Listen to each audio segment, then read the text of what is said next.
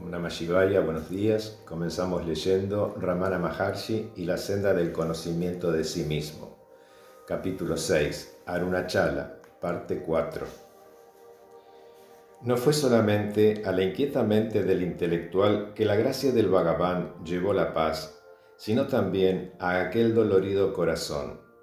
Echammal, como era llamada en el ashram, había sido una esposa feliz y madre en el pueblo de Mandakolatur, pero antes de cumplir los 25 años había perdido a su esposo, luego a su hijo único y finalmente a su hija. Atormentada por el recuerdo, no lograba hallar la paz. No podía permanecer en el lugar en donde había sido tan feliz y ver a aquellas personas que la habían conocido cuando era dichosa.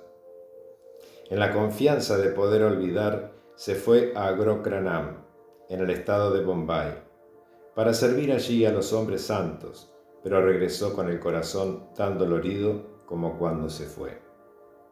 Unos amigos la hablaron de un joven Swami en Tiruvannamalai, que llevaba la paz a aquellos que la buscaban. Sin pérdida de tiempo se puso en camino. Tenía familiares en la ciudad, pero no fue a visitarlos, puesto que temía que la sola visita de ellos despertara de nuevo sus recuerdos. En compañía de un amigo, subió a la colina donde estaba el Swami.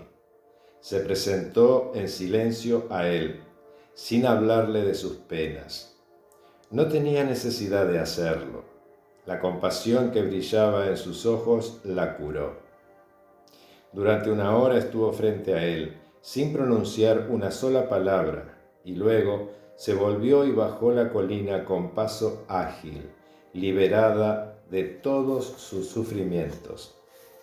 Desde entonces visitó a diario al Swami. Él era el sol que había alejado sus nubes. Ahora incluso podía recordar a sus seres queridos sin experimentar la menor pena.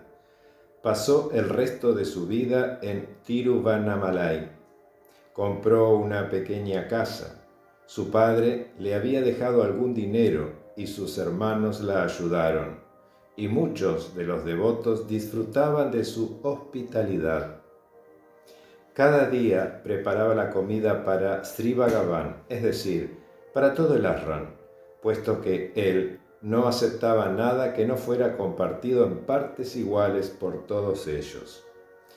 Hasta que la edad y una delicada salud la impidieron subir a la colina, ella cuidó de este menester.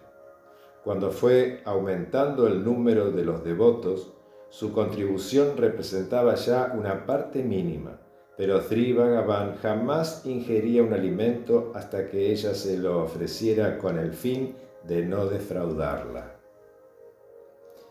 Después de todas las penas por las que había pasado y luego de haber encontrado la paz, se sentía madre suficiente para cargar con nuevas responsabilidades y adoptó una hija, no sin antes haberle pedido el permiso a Sri Bhagavan.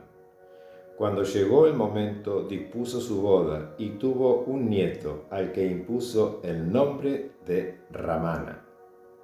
Y cierto día, inesperadamente, recibió un telegrama de que su hija había muerto. De nuevo se sintió dominada por las penas. Subió la colina en busca de Sri Bhagavan, llevando consigo el telegrama. Él lo leyó con lágrimas en los ojos y más serena aún cuando, muy dolorida, partió para asistir a los funerales. Regresó con el pequeño Ramana, que colocó en brazos de Sri Bhagavan. De nuevo sus ojos se inundaron de lágrimas, pero también, esta vez, logró consolarla.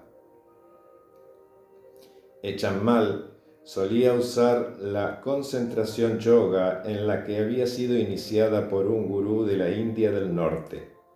Fijaba su mirada en la punta de la nariz y se sentaba en contemplación estática de la luz que aparecía frente a ella, y a veces permanecía así horas enteras, inmóvil, inconsciente por completo del cuerpo.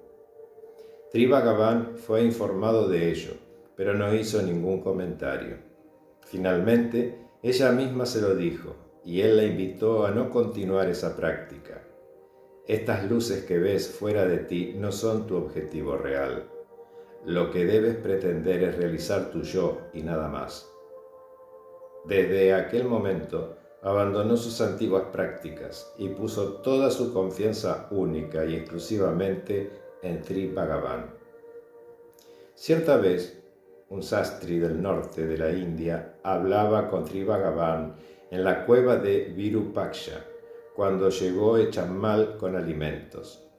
Estaba muy agitada y temblorosa. Cuando le preguntaron qué le sucedía, dijo que al pasar frente a la cueva de Sadguru Swami creía haber visto a Sri Bhagavan en compañía de un extraño, los dos sentados junto a la carretera. Continuó su camino, pero oyó una voz que le decía: ¿por qué sigues tu camino si yo estoy aquí? Se volvió y no vio a nadie. Dominada por el pánico, corrió al ashram. «Swami», exclamó el sastri, «mientras estás hablando conmigo, te has manifestado a esta mujer en el camino hacia aquí, y no me has revelado ningún signo de gracia a mí». Y Sri Bhagavan explicó que las visiones de Echammal era debida a su constante concentración en él. Pero no fue ella sola la que tuvo visiones de Sri Bhagavan, aun cuando no conozco ningún otro caso en que la visión infundiera temor. Años más tarde, un visitante occidental, un anciano caballero, llegó al ashram al pie de la colina. Después del almuerzo, se dedicó a explorar la colina, pero perdió el camino. Cansado por el calor y el esfuerzo, y sin saber qué dirección seguir, estaba el hombre desesperado cuando Sri Bhagavan pasó junto a él y le señaló el camino hacia el ashram. Sus amigos esperaban impacientes su regreso y le preguntaron qué había sucedido. «He salido a dar un paseo por la colina», le dijo, «y me he perdido. El calor y el esfuerzo han sido demasiado grandes para mí y estaba de mal humor. No sabía lo que hacer cuando ese Bhagavan me ha señalado el camino hasta el ashram».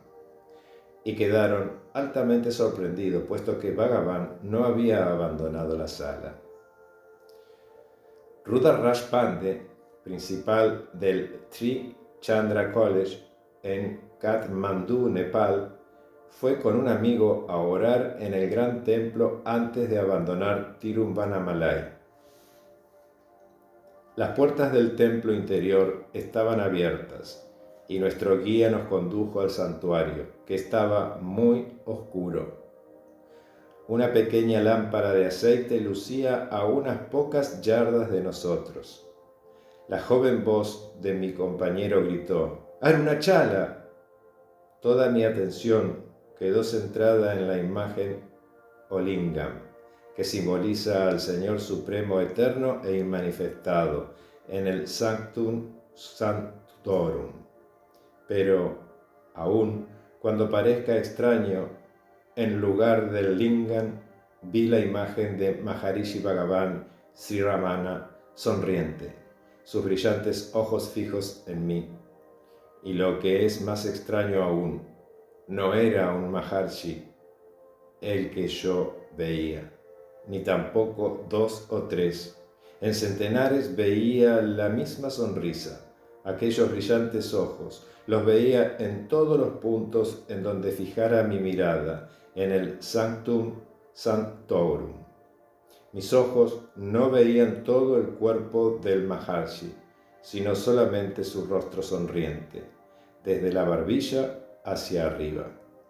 ¿Cómo describir en palabras la felicidad y serenidad que experimenté en aquella ocasión? Lágrimas de alegría resbalaban por mis mejillas.